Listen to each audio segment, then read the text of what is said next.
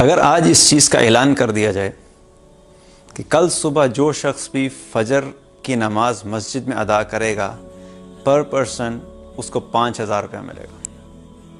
یہ اعلان جو ہے ایڈورٹائز کر دیا جائے اور مختلف قسم کے پوسٹرز ہیں ان کو بھی پرنٹ آؤٹس نکال کے پورے علاقے میں پھیلا دیا جائے، اور جتنے بھی modes of communication and means of communication available ہیں ان کے ذریعے سے یہ بات پبلکلی لوگوں تک پہنچا دی جائے۔ کل صبح فجر کی نماز پہ جو شخص بھی فجر کی نماز مسجد میں ادا کرے گا اس کو 5,000 روپیہ پر پرسن کے حساب سے دیا جائے گا۔ تو سارے علاقے کے لوگ جن جن لوگوں تک یہ میسج پہنچے گا وہ سارے میک شور کریں گے کہ کل نماز فجر کی مسجد میں ادا کریں، بلکہ بہت سارے لوگ تو یہ کوشش کریں گے کہ یہ میسج کم لوگوں تک پہنچے، اپنے تک ہی رکھیں، یہ نہ ہو کہ میرے chances of getting the 5,000 rupees وہ نہ مارے جائیں،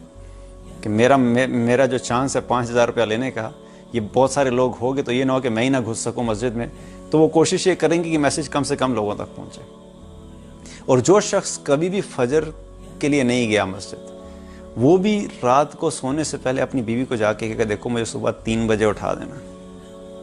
وہ بھی کہ پتہ نہیں آج اس کا دماغ خراب ہو گیا، 3 بجے کیا کرے گا اٹھ کے، آج تک تو کبھی نہیں اٹھا، بٹ تھنک اباؤٹ اٹ، وہ کیا کہے گی مجھے صبح 3 بجے اٹھا دینا، لیکن اس چیز کے اوپر بھی وہ سیٹسفائیڈ نہیں ہوگا، وہ چانس نہیں لے گا، یہ نہ ہو کہ میری بیگم کی بھی آنکھ نہ کھلے۔ So what he would do is کہ آن ٹاپ آف اٹ وہ 3-4 قسم کے مختلف الارمز بھی لگائے گا، اور عین ممکن ہے کہ پرابلی وہ مارکیٹ میں جا کے وہ والی گھڑی لے کے آئے جس کے بجنے سے 7 والے اٹھ جاتے ہیں، وہ والی گھڑی بھی لے کے آئے گا کہ میں میک شور کروں کہ 3 بجے میری آنکھ کھل جائے۔ کیوں؟ کیونکہ 5,000 روپے کا معاملہ ہے، ان 5,000 روپے کی خاطر یہ پورا اہتمام کرے گا، اور اپنے بچوں کو بھی کہے گا کہ بیٹا مجھے 3 بجے صبح اٹھا دینا، اور اس دن ویسے اگر اس کے 2 بچے ہیں اس دن خواہش کرے گا کہ کاش اللہ نے مجھے کوئی 10 بچے دیے ہوتے، سو 5,000 پر پرسن کے حساب سے آج میرے 50,000 بن جانے تھے۔ اب یہ سارا اہتمام کس لیے کرے گا کہ 5,000 روپیہ ملے گا صبح، اور عین ممکن ہے کہ جب صبح فجر پہ پہنچے تو باہر جو ہے ایک لمبی چوڑی لائن لگی ہو اور لوگ ایک دوسرے کے ساتھ دست و گریبان ہو رہے ہوں گے کہ کسی طریقے سے میں پہلے اندر چلا جاؤں، کہ جو شخص مسجد میں نماز ادا کرے گا اس کو 5,000 روپے ملیں گے۔ یہ وہی مسجد ہے جس میں فجر پہ عام دنوں میں 1 سے 1.5 صف ہوتی ہے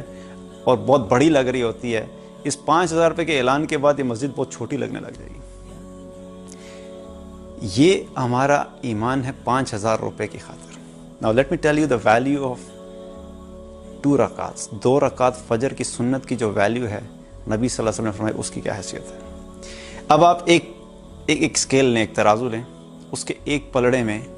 دنیا کے اندر جو کچھ موجود ہے ان کو ڈالنا شروع کریں۔ پاکستان میں جتنا پاک روپی موجود ہے اس کو ڈالیں، $US گلوبلی جتنا موجود ہے اس کو ڈالیں، پاؤنڈ جتنے موجود ہیں ان کو ڈالیں، یوروز جتنے موجود ہیں ان کو ڈالیں،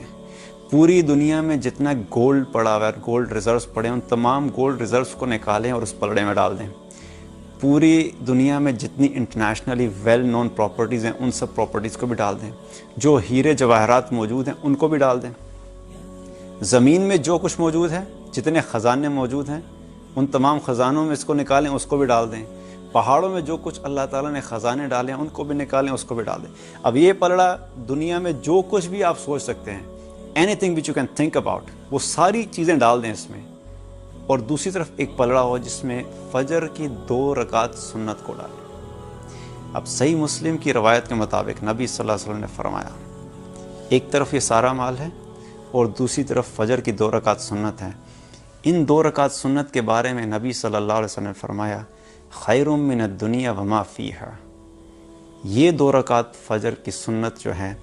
دنیا اور دنیا میں جو کچھ موجود ہے ان تمام چیزوں سے بہتر ہے۔ تو یہ پلڑا جس میں 2 رکعات سنت ہیں یہ بھاری ہو جائے گا، دنیا کا تمام مال و اسباب جس کے پیچھے ہم بھاگ رہے ہوتے ہیں یہ اللہ تعالیٰ ہوا میں اڑا دے گا۔ یہ حیثیت ہے میرے نبی صلی اللہ علیہ وسلم کی 2 رکعات فجر کی نماز کی سنت کی۔ آج ہمارے دل سے آخرت کا چونکہ فکر نکل گئی، ہمارا یقین پیسے پہ اتنا سٹرونگ ہو چکا ہے کہ جب ہمیں پیسہ دکھایا جاتا ہے تو ہم چلتے ہیں، جب ہمیں پیسہ نظر نہیں آتا تو ہم رک جاتے ہیں، جہاں دنیا کا فائدہ نظر آتا ہے اس پہ تو چلتے ہیں، جہاں دنیا کا فائدہ نظر نہیں آتا اس پہ رک جاتے ہیں۔ اگر کوئی بتائے کہ بھئی آخرت میں آپ کو اتنا بڑا انعام ملے گا تو probably nobody would bother about it۔ کوئی بھی انسان اس چیز کے لیے سیریس نہیں لے گا. لیکن اسی شخص کو کہہ دیں کہ نہیں ابھی آج ہی رات کو ہی تمہیں جو ہے اس عمل کرنے کے اوپر 10,000 روپے ملے گا, تو وہ سارے کام چھوڑ کے وہ عمل کرنے کے لیے تیار ہو جائے, کیونکہ اس کا یقین ہے کہ اگر دنیا کا مال ملے گا تو میں وہ کام کروں گا, جس چیز سے مجھے دنیا کا فائدہ نہیں ہوگا میں وہ کام نہیں کروں گا. ایک مسلمان کی زندگی دنیا کے فائدے کو دیکھ کر نہیں گزرتی. ایک مسلمان ہمیشہ اپنے آخرت کے فائدے کو پرائرٹی دیتا ہے کہ کل مرنے کے بعد